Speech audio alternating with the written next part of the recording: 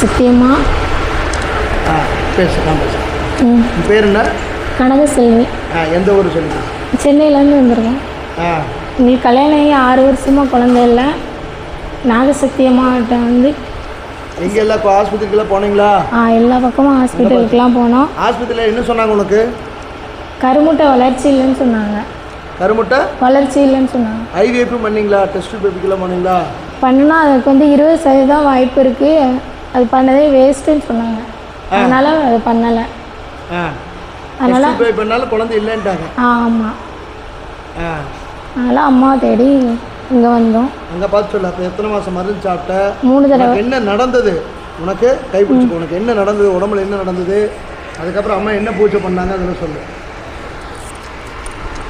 குழந்தைங்க வாங்கிக்கோ. அங்கே பார்த்து சொல்லு. சொல்ல அவங்ககிட்ட. எனக்கு உடம்பு சரியில்லாமல் இருந்துச்சு. இங்கே வந்ததுக்கப்புறமா தான் சரியானது. ஹாஸ்பிட்டலுக்கெலாம் போனால் என்ன பிரச்சனைனே தெரியல.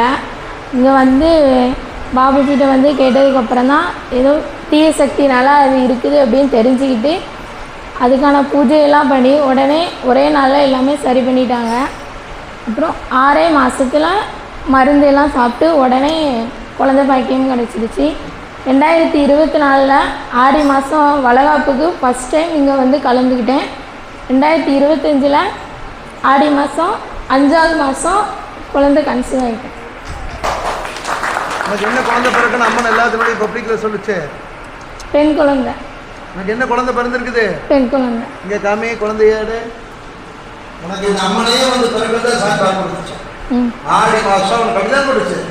வளைகாப்பு சீர் பண்ணி குழந்தை இல்லை. உனக்கு குழந்தை இல்லாததோ வளைகாப்பு சீர் நடத்தணும். அடுத்த ஆடியில் கன்சீவ் இருந்தியா? அடுத்த ஆடிக்கும் போது கன்சீவ் ஆகிட்டேன். அப்போ அம்மா சொல்லிச்சு எல்லாத்துக்கும் முடியும், இந்த பெண்ணுக்கு நாகசக்தியம்மனே வந்து பிறப்பா பெண் குழந்தையா அப்படின்னு அந்த சொன்ன வாக்கு பழிச்சிருக்கு. கொண்டா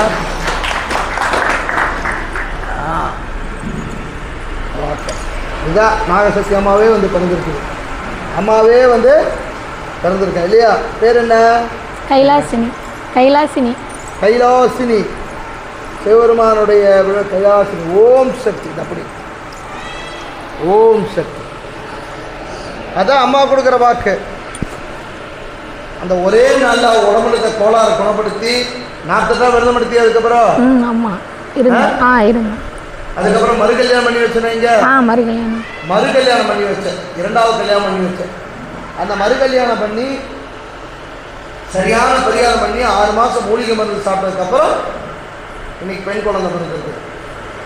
2024 வந்தாங்க. 2026 குழந்தையோட வர்றாங்க. அதான் அம்மாவுடைய அம்சம். ஓம் சக்தி. மாடியில் ஒரு ஓம் சக்தி நாகசக்தி. எந்த ஊர்?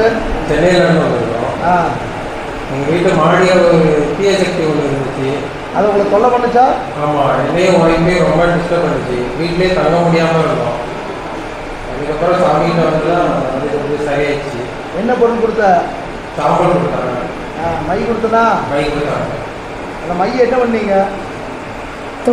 மை தொப்பில் வச்சுருந்தோம். சாமி கொடுத்தோம். அப்புறம் வீடு ஃபுல்லாக இருந்துருந்தோம்.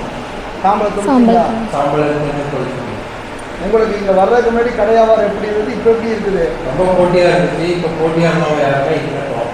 கடை வியாபாரம் நல்லா இருக்குது. நல்லா இருக்குது. நல்லா இருக்குது. இன்னைக்கு ஊருக்கு கூட போக முடியாத வியாபாரம் நல்லா இருக்குதா? நல்லா இருக்குது.